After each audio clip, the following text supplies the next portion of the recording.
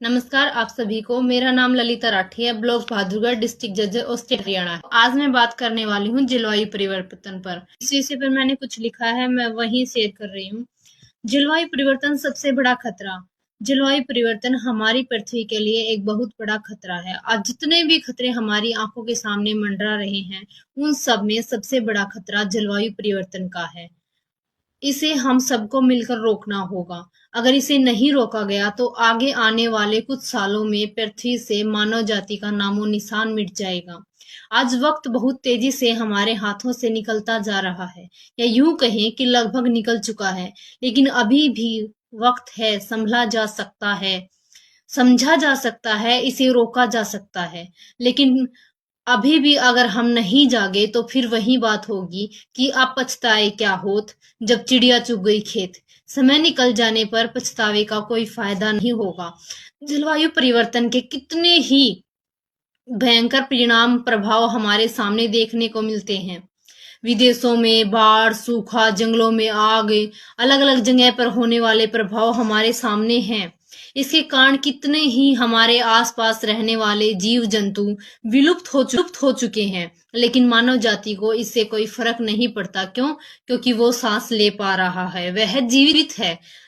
हमें फर्क तब पड़ेगा जब प्रकृति पूरी तरह से हमारे खिलाफ खड़ी हो जाएगी और उस समय हमारे पास मरने के अलावा और कोई चारा नहीं बचेगा। जरा खुद सोचकर देखिए, कितने ही पक्षी, जीव जंतु आज विलुप्त हो चुके हैं। जब आप अपने आसपास चारों तरफ देखेंगे, सोचेंगे, तो आप खुद जान जाएंगे कि कितने जीव जंतु, पक्षी विलुप्त हो चुके हैं, जो आज के समय में देखने को नहीं मिलते। हर जीव का हमारी पृथ्वी पर अपना एक अलग महत्व है। अगर एक छोटी सी मधुमक्खी भी पूरी तरह से अगर इस दुनिया से विलुप्त हो गई तो उसका भी भयंकर परिणाम हमें देखने को मिल सकता है। क्योंकि एक छोटी सी मधुमक्खी का भी हमारी इस पृथ्वी के लिए बहुत बड़ा सहयोग है। बहुत सारे फलों को, सब्जियों के निर्माण में, परागण में, उनके परागण में मधुमक्खी का बहुत बड़ा हाथ है। महान साइंटिस्ट अल्बर्ट आइंस्टीन ने भी यही कहा था कि अगर मधुमक्खी पूरी तरह से पृथ्वी से विलुप्त हो गई तो मानव जाति भी धीरे धीरे करके नष्ट हो जाएगी। जलवायु परिवर्तन का मुख्य कारण क्या है? जलवायु परिवर्तन का मुख्य कारण लगातार पेड़ पौधों की कटाई, जंगल को खेती या मकान बनाने के लिए उपयोग करना है। जलवायु परिवर्तन के कारण 2030 से लेकर 2050 के बीच कुपोषण, मलेरिया, दस्त और गर्मी के तनाव के कारण प्रति वर्ष लगभग 2,50,000 मौतें ज्यादा होने की संभावना है। जलवायु परिवर्तन से हमारे श्वास रोग, हृदय रोग जैसे कीट संबंधी रोग, पानी से संबंधित रोग, भोजन से संबंधित रोग, कितनी ही बीमारियां हमें देखने को मिल रही हैं और कितनी ही मौतें हो रही हैं। आज विकास की अंधी दौड़ में हम अपने जीवन की मूल इकाई को भूलते जा रहे हैं। आज भारत विश्व में सबसे अधिक जनसंख्या वाला देश बन चुका है। बढ़ती जनसंख्या के साथ हमें रहने के लिए अधिक मकानों की भी आवश्यकता होगी, अधिक ऑक्सीजन की भी आवश्यकता होगी। मकान तो हम पेड़ काट कर बना लेंगे, लेकिन ऑक्सीजन कहाँ से लेकर आएंगे? अगर मानव जीवन ही नहीं बचेगा तो इन भौतिक सुख सुविधाओं का, इन बंगलों का, इन गाड़ियों का हम क्या करेंगे? आज कुछ लोगों का कहना है कि आगे आने वाले समय में पेड़ पौधों की संख्या और भी कम होगी। जब हम पेड़ लगाने की बात करते हैं तो वो कहते हैं कि पागल हो, आज जहां पर पेड़ हैं कल वहां पर मकान बने होंगे। क्योंकि जमीन घटती जा रही है और इंसानों की संख्या बढ़ती जा रही है। लेकिन वे ये क्यों नहीं सोच रहे कि वे इस तरीके से खुद अपनी मौत को बुलावा दे रहे हैं। जलवायु परिवर्तन एक चिंतन का विषय है। इसे रोकना बहुत जरूरी है और इसे रोकने के लिए सबको साथ मिलकर प्रयास करना होगा। प्रकृति ने तो अपना ट्रिगर दबा दिया है। दक्षिण अफ्रीका की राजधानी केप टाउन को जलविहीन शहर घोषित कर दिया है। तो क्या अब भी हम नहीं संभल सकते? और इतना ही नहीं, एक भाई ने मुझे बताया था कि कोरोना काल से पहले ही दिल्ली में एक होटल में एक ऐसा रूम बनाया गया है जहां पर हम कुछ पैसे देकर शुद्ध हवा में सांस ले सकते हैं। क्योंकि वहां का प्रदूषण इतना है, तो हम वहां पर शाम को 1 घंटा, 1.5 घंटा कुछ पैसे देकर अगर शुद्ध हवा में सांस लेंगे, शुद्ध ऑक्सीजन लेंगे, तो हम अपने उस पूरे दिन की ऑक्सीजन की पूर्ति को पूरा कर सकते हैं। इसके अलावा एक कुछ ऐसे स्पीकर भी बनाए जा रहे हैं जिनके ज़रिए पक्षियों की, जानवरों की हम आवाज़ें सुन सकते हैं। उनको होटलों में, ऑफ़िसों में यूज़ किया जा रहा है। क्यों?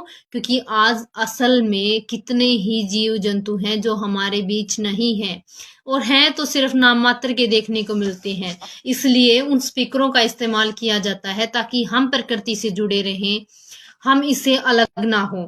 आज के समय में 90% चीज़ों में मिलावट है। फलों और सब्जियों को दवाइयाँ लगाकर पकाया जाता है। लेकिन क्या कभी किसी ने सोचा कि ऐसा क्यों किया जाता है? ऐसा इसलिए किया जाता है क्योंकि हमारी डिमांड ज़्यादा है, हमारी माँग ज़्यादा है। अब फल हो, सब्जी हो, उसको बेल पर, उसको पेड़ पर पकने में समय लगेगा, वह अपने समय अनुसार पकेगी। लेकिन हमें उसकी जल्दी ज़रूरत है। उसी सब्जियाँ भी खा रहे हैं। जो सब्जियाँ गर्मियों में होती हैं, हम उनका प्रयोग सर्दियों में कर रहे हैं। ऐसे तो क्या प्रकृति ने ऐसे ही रचना की थी कि हाँ, इस मौसम में ये सब्जियां होंगी, उस मौसम में वो सब्जी होंगी। हम सब कुछ ही तो उलट पुलट करते जा रहे हैं। पेड़ों की कटाई सबसे अधिक पेपर बनाने के लिए की जाती है। वही पेपर जिस पर हम लिखते हैं, अगर लिखने में कुछ गलती हो जाए, एक लाइन लिखेंगे, पेज फाड़ कर फेंक देंगे, उसको यूज नहीं करते, उसका वेस्टेज ज्यादा करते हैं। और सबसे ज्यादा वेस्टेज मेरी नजर में टिश्यू पेपर को बनाने के लिए होता है। इसे बनाने के लिए एक दिन में लगभग 27,000 पेड़ों को काटा जाता है। जलवायु परिवर्तन को कैसे रोका जाए? जलवायु परिवर्तन को रोकने के लिए हमें अपने पर्सनल जो व्यक्तिगत वाहन हैं, जैसे कार, बाइक, इन सब चीजों को छोड़कर सार्वजनिक जो वाहन हैं, बस, ट्रेन या फिर साइकिल का इस्तेमाल करें, पैदल चलें, इन सब चीजों का यूज करें जिससे प्रदूषण कम हो। हमें मांस नहीं खाना चाहिए, शुद्ध फल और सब्जी खानी चाहिए। लाइट का प्रयोग कम करें, जरूरत है तो ही लाइट ऑन करें, वैसे लाइट ऑन ना छोड़ें। हीटिंग कम करें, गर्माहट ज्यादा ना करें। खाना बेकार न जाने दें, उतना ही खाना प्रयोग बनाए या फिर ले थाली में जितना खा सकते हैं। इसलिए कहा भी गया है कि उतना ही लो थाली में, बेकार न जाए नाली में। और सबसे जरूरी है पेड़ लगाएं, और उससे भी जरूरी जो पेड़ हैं उनकी रक्षा करें, उनको बचाएं, उनको काटें नहीं। हम अब हर इंसान एक अपने घर में कम से कम एक पौधा तो लगा ही सकता है। अब सार्वजनिक जो जगह है वहां पर बर्ड, पीपल, नीम जैसे पौधे लगा सकते हैं। अपने घरों में हम फलदार पौधे लगा सकते हैं। इससे हमें एक नहीं 3 फायदे मिलेंगे। सबसे पहला फायदा, जैसे ही वो पौधा लगेगा हमें ऑक्सीजन देना शुरू कर देगा। हमें ऑक्सीजन मिलेगी बिल्कुल शुद्ध, जिससे हमारा शरीर स्वस्थ होगा। दूसरा फायदा, हमें फल मिलेंगे, वो भी बिना दवाइयों से पके हुए, जिससे हम बीमारियों से बचेंगे। उन दवाइयों के कारण, उस केमिकल के कारण जो हम बीमारियां हमें घेर लेती हैं, हम उनसे बचेंगे। और तीसरा फायदा, आजकल जो बच्चे फोन से चिपके रहते हैं, फोन का इतना ज्यादा इस्तेमाल करते हैं, वो उसको छोड़कर उस पौधे की देखभाल करेंगे, उसके पीछे भागेंगे। जो एक दूसरे से बात नहीं करते, सिर्फ फोन में गेम खेलते रहते हैं, खाना ठीक से नहीं खाते, उनकी आंखें खराब हो चुकी हैं, और भी कितनी ही बीमारियों ने उन्हें घेर लिया है। तो उन सब से वो बचेंगे, क्योंकि वो उस पौधे की देखभाल करेंगे तो एक दूसरे से उसके बचाव भी करेंगे, और खेंगे भी एक दूसरे के साथ। को प्रकृति का होगा किस कैसे नेचर काम का है या भी है। इसे ये मान लीजिए कि एक तरीके से उनका टिश्यू पेपर की जगह पर हम अपना रुमाल यूज कर सकते हैं। जब हमारी जेब में, हमारे पर्स में मोबाइल के लिए जगह हो सकती है, तो एक छोटे से रुमाल के लिए भी हो ही सकती है। और जैसे वॉशरूम है या घर पर हम टिश्यू पेपर की जगह पर तौलिया यूज रख सकते हैं, तौलिया रख सकते हैं वहां पर यूज करने के लिए सभी के लिए।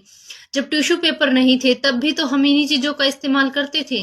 तो अब ऐसा क्या हो गया? क्या हम अपने एनवायरनमेंट के लिए, अपने अपने जीवन के लिए इतना छोटा सा भी बदलाव अपने अंदर नहीं लेकर आ सकते? क्या वापस से उसी पुरानी धरोहर को नहीं अपना सकते? क्लाइमेट चेंज को रोकिए। एक अकेला इंसान कुछ नहीं कर सकता, लेकिन हम सब मिलकर कर सकते हैं।